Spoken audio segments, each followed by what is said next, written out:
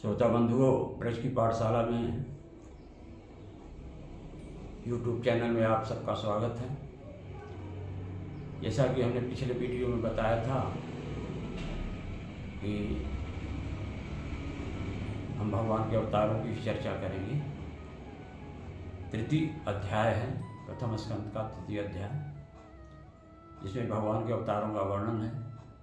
मैं उसी पर चर्चा करूंगा। तब तक इसके पहले मैं भगवान की स्तुति करूंगा। कृष्णं नारायणं वंदे, कृष्णं वंदे व्रजप्रियं, कृष्णं द्वैपायनं वंदे, कृष्णं वंदे पृथासुतं,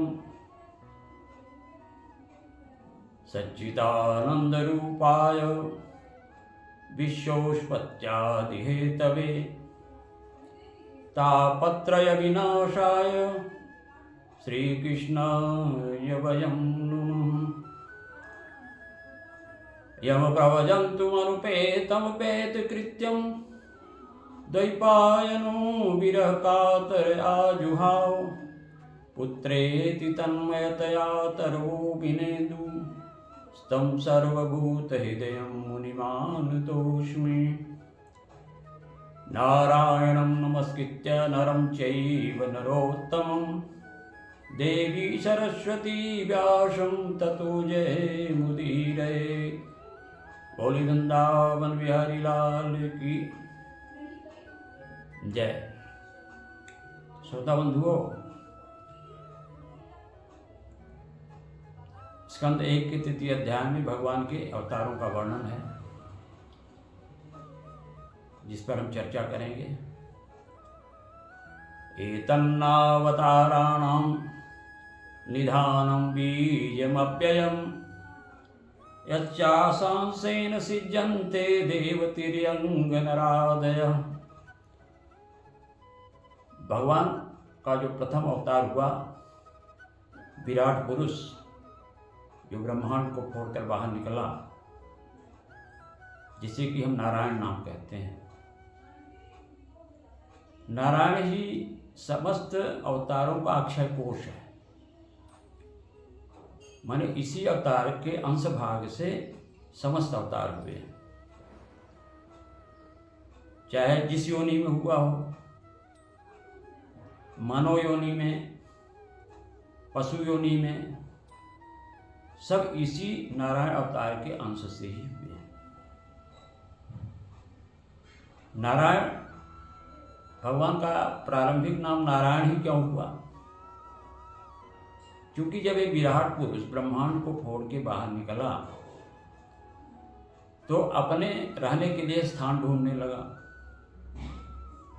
फिर उन्होंने जल की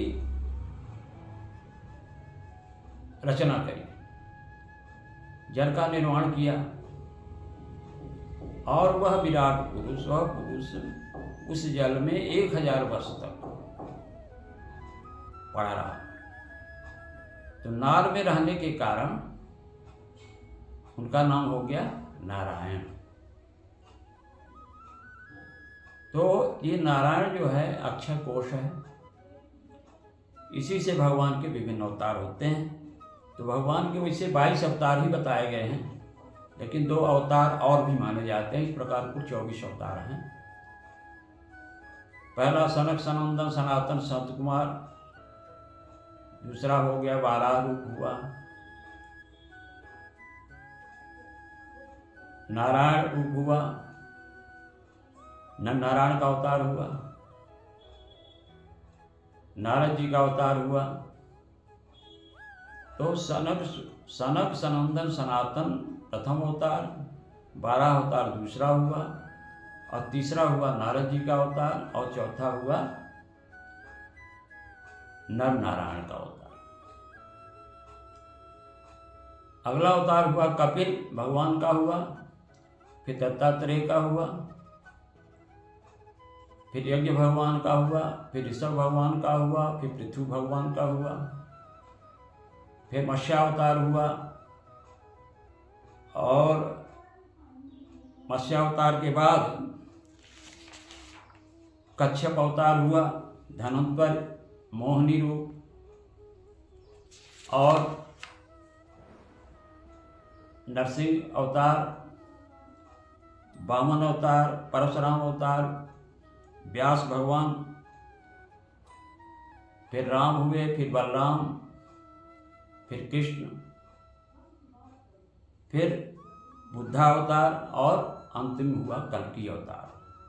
ये कुल 22 अवतार ही माने गए हैं, लेकिन 2 अवतार और माने जाते हैं। इस मिला के कुल 24 अवतार होते हैं। वो है हंस और हयग्रीव का अवतार। तो भगवान जो अवतार लेते हैं, जब जब हो धर्म की हानि, बाढ़हि असुर महाअभिमानी। भगवान का अवतार, भगवान वैसे अजन्मा है, जन्म नहीं लेते, लेकिन जब अधर्म की स्थापना हो जाती है, धर्म का पराभव हो जाता है, उसमें भगवान को आना पड़ता है। भगवान त्रिगुणातीत भी हैं। भगवान को जो 3 गुण होते हैं, सत्व, रज, तम, जो हर योनियों में होते हैं, हर योनि में ये 3 गुण ही हैं जो मनुष्य के कर्म की ओर प्रेरित करते हैं और उनके कामनाओं एवं स्वभाव के बारे में भी वो असर डालते हैं। लेकिन भगवान जो है वो त्रिगुणातीत है, कोई भी गुण उन्हें प्रभावित नहीं करता। तो त्रिगुणातीत का जन्म कैसे होगा? भगवान कैसे जन्म लेंगे? लेकिन जब भगवान को जन्म लेना होता है तब ये त्रिगुणातीत होते हुए भी तीनों गुणों को स्वीकार कर लेते हैं और तीनों गुणों को स्वीकार करके फिर विभिन्न योनियों में जन्म लेते हैं और अपनी लीलाओं का प्रदर्शन करते हैं और अपनी लीला से वो दुष्टों का संहार, धर्म की स्थापना, ये विभिन्न प्रकार के कार्य होते रहते हैं। इनमें ब्रह्मा, सनक, शुकर, सनक, सनंदन, सनातन, सनत कुमार, ये ब्रह्मा जी के मानस पुत्र थे और इनका पहला अवतार हुआ है 24 अवतारों में। और व्यास जी का 17वां अवतार है। यही व्यास जी जिन्होंने कि हमने आपसे चर्चा करी, श्रीमद् भागवत महापुराण की रचना इन्होंने ही करी थी। और जो इस कलयुग में लोगों के निष्पाप होने के लिए एकमात्र साधन भाई श्रीमद् भागवत महापुराण है। भगवान जन्म के बाद भी, मानव शरीर प्राप्त करने के बाद भी, यदि कोई भी व्यक्ति या मानव भगवान के नाम का संस्मरण नहीं करता, वो जन्म मृत्यु से छुटकारा नहीं मिल सकता उसको। तो जन्म मृत्यु से छुटकारा कब मिलेगा? जब वो भगवान का स्मरण करेगा। और कलयुग में ये भी कहा गया है कि यत्फलं नास्ति तपसा न योगेन न समाधिना तत्फलं लभते सम्यक् कलौके सौकीर्तनात्। कलयुग में तप यज्ञ न भी करें कुछ भी नहीं होगा, लेकिन भगवान नाम का संकीर्तन करेंगे तो निश्चित रूप से आपको जन्म मृत्यु रूपी भय से छुटकारा मिल सकता है। और जो भगवान ने यह शरीर की रचना की है, और यह शरीर ही ऐसा है जो तत्व ज्ञान के लिए बहुत ही अच्छा साधन है। तत्व ज्ञान इसी मानव शरीर से ही हो सकता है।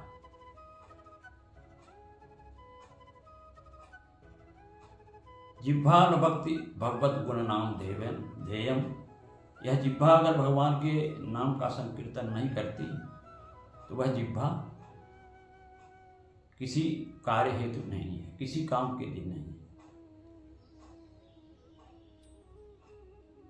इस प्रकार हर जीव को, मनुष्य योनि को भगवान के नाम का संकीर्तन करना चाहिए। यही एक जीवन का जीवस्य तत्व जिज्ञासा नार्थो यस्य कर्म भी। जीवन का उद्देश्य है तत्व ज्ञान, और तत्व ज्ञान जब जिसको प्राप्त हो जाएगा निश्चित रूप से उसका जीवन धन्य हो जाएगा। कर्म क्षेत्र है, कर्म करना चाहिए, क्योंकि कर्म से विरत रहना भी संभव नहीं है। इसलिए कर्म करने के साथ साथ जो माया के चक्कर में रहते हुए भी जो और माया से निर्लिप्त रहे, गृहस्थ आश्रम में रह के भी माया से निर्लिप्त रहे, वही तो महात्मा है। इसलिए भगवान के नाम का संकीर्तन ही जीव के उद्धार का एक बहुत बड़ा साधन है। इसीलिए भगवान विभिन्न अवतार लेते हैं और हर अवतार में उनकी लीलाएं हैं, उन लीलाओं का श्रवण करना चाहिए, और लीलाओं के श्रवण से ही जीव का जो है कल्याण संभव है। अन्यथा गृहस्थ आश्रम में रहते हुए भी वो जो है कभी भी कर्म बंधन से छुटकारा नहीं मिल सकता। लेकिन एक ही फायदा है उसमें गृहस्थ में कि आप गृहस्थ में रहते हुए भी भगवान नाम का उच्चारण करते रहें, और निश्चित रूप से यह आपके लिए बहुत ही कल्याणकारी साबित होगा। इसलिए जब मानव तन मिला है, बड़े भाग्यमान उस तन पावा, सुर दुर्लभ सब ग्रंथ ही गावा, साधन धाम मोक्ष कर द्वारा पाई न जेहि पर मोक्ष। तो जो योनियां तो 84 लाख हैं, उन योनियों में जो मानव योनि है वो सिर्फ एक बहुत ही अच्छा साधन है। मोक्ष के द्वार में जो ताला लगा हुआ है उसको मानव रूपी चाबी से खोला जा सकता है, अन्य योनियों से इसका कार्य नहीं हो सकता है। और इसके बाद भी जो मानव शरीर प्राप्त करे और मोक्ष का ताला इस मानव शरीर से न खोल पाए, उसका जीवन ही अधूरा है। मानव यौन प्राप्त करके भी यदि वो कार्य नहीं कर सका तो उसका जीवन अधूरा है। बोले वृंदावन बिहारी लाल की जय।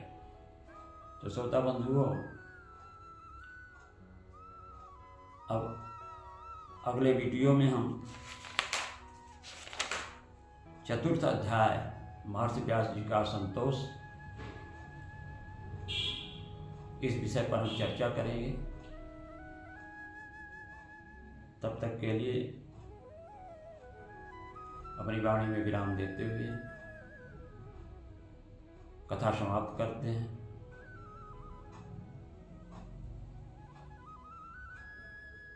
जय श्री कृष्ण, राधे राधे।